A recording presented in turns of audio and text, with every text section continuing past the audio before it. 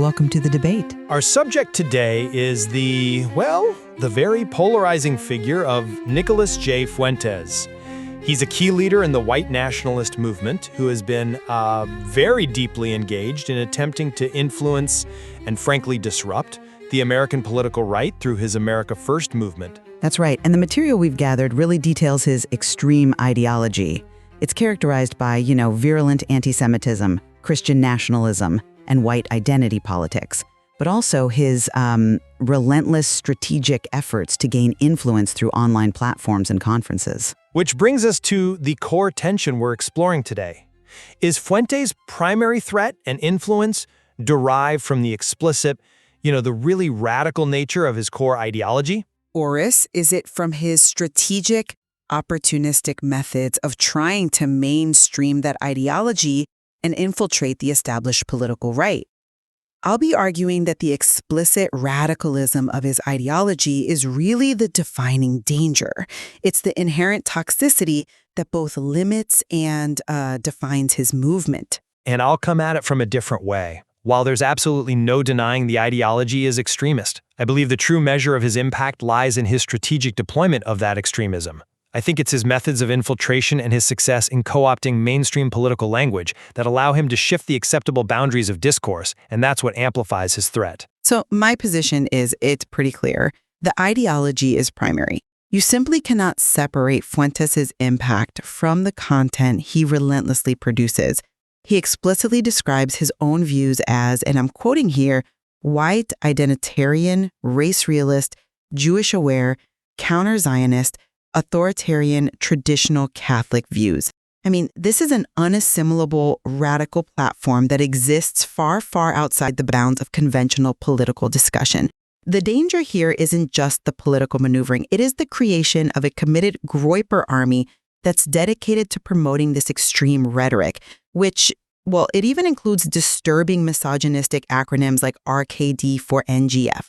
This level of extremism, which is rooted in promoting violence and identity politics, fundamentally defines his political reach. And beyond that, his ideas necessitate the complete destruction of foundational American institutions and laws. He publicly calls for the total abolition of the Civil Rights Act and makes statements alleging white genocide and Jewish subversion. And when he says things like he doesn't hate Hitler and believes the Holocaust is exaggerated, that explicit content is the fundamental barrier. The toxicity of the message is the message. Okay, that's a compelling argument for the, let's say, purity of his extremism. But the effectiveness of the threat isn't measured by ideological purity, is it? It's measured by its ability to spread and gain acceptance, even if just briefly, within broader political spaces. So I would argue that the strategic ability to co-opt mainstream language is his most potent tool. He consciously tries to cloak his ideology, positioning himself not as a white nationalist, but as, quote, merely a Christian conservative who is simply standing against leftist cultural changes. He uses these familiar terms, culture, traditionalism, America First, as stand-ins for white supremacy, and that allows his followers to interact in spaces that would otherwise reject them instantly. His America First Political Action Conference, or AFPAC, strategically mimics mainstream structures like CPAC to give his extremism this veneer of political legitimacy. The fact that high-profile elected officials like Representatives Marjorie Taylor Greene and Paul Gosar have attended his conferences, that proves that his strategy of normalization provides him with political leverage that the explicit ideology alone could never generate. So let's start there. Let's talk about the nature of his Christian nationalism. You call it the ideological core, but I see its deployment as purely a strategic cloak. How effective is this tactic of using Christianity and traditionalism to attract broader, socially conservative support? When the Supreme Court overturned Roe v. Wade, he didn't just celebrate it as a victory for life. He hailed it as the advent of a Catholic Taliban rule in a good way. Now, that quote is highly calculated.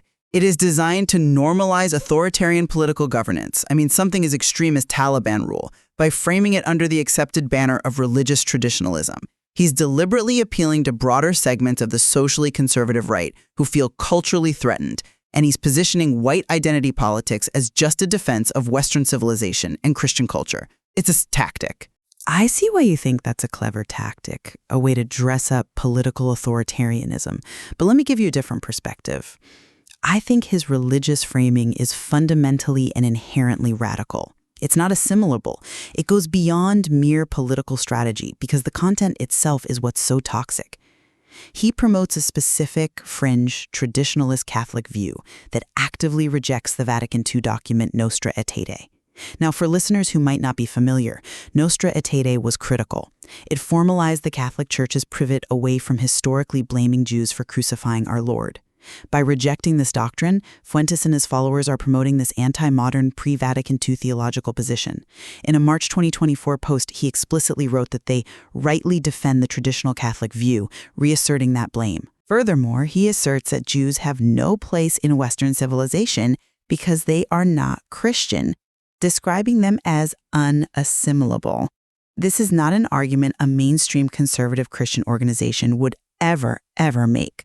The theological justification is explicitly anti-Semitic, and that defines the purity of his radical core.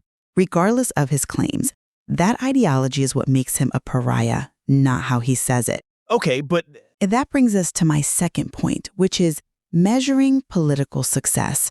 Is it infiltration or reactionary isolation?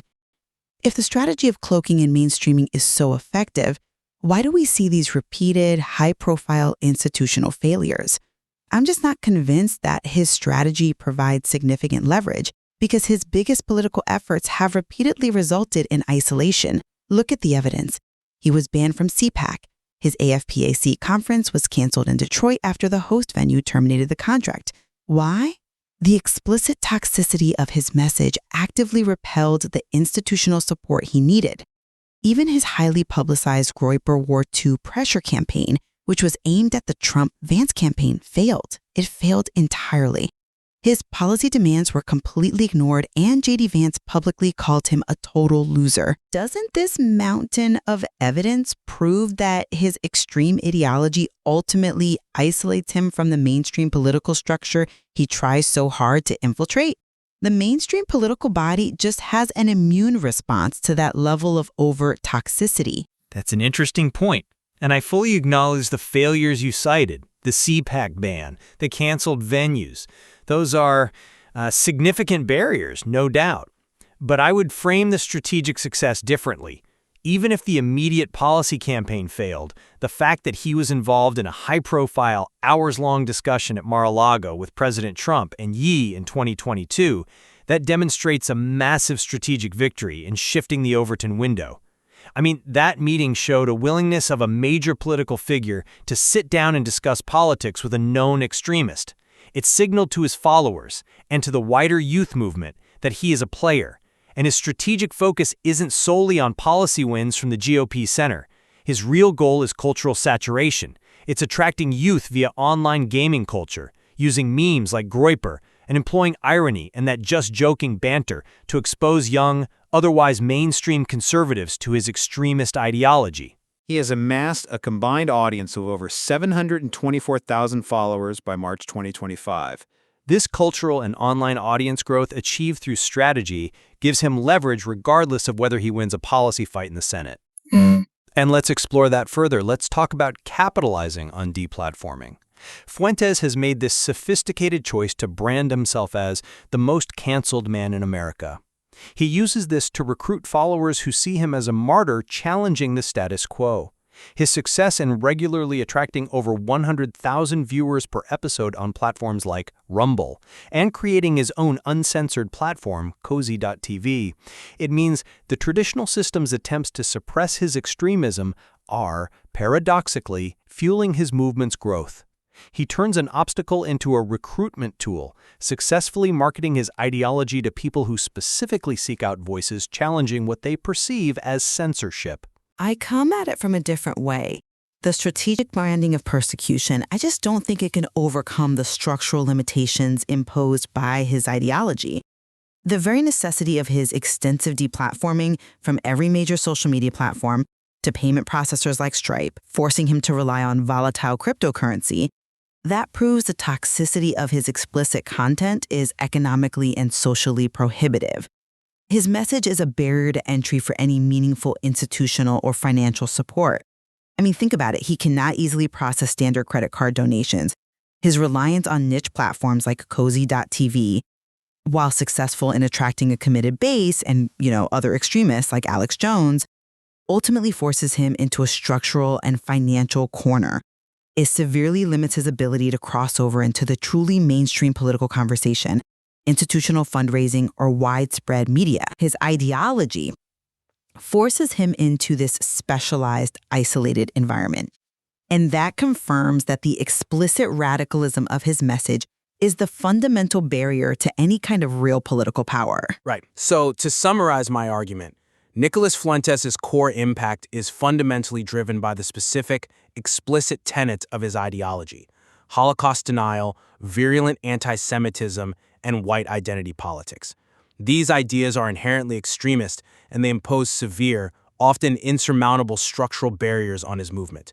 And while he employs clever tactics, it's the toxicity of the message that dictates its isolation, its failure in mainstream institutions, and its reliance on fringe financial mechanisms. The ideology itself is the defining danger because it is at its core unassimilable. And my conclusion is that Fuentes' true danger lies in the strategic deployment of that ideology. By using the America First moniker, by leveraging irony and internet culture to attract young conservatives, and by achieving high-profile, even if fleeting, interactions with political figures, he successfully uses mainstream mechanisms to spread his radical agenda. The importance of the strategy is that it allows him to push the boundaries of what is acceptable within the larger conservative ecosystem and ensure continued recruitment, even in the face of that institutional rejection. The material makes it clear that we're looking at a dynamic tension.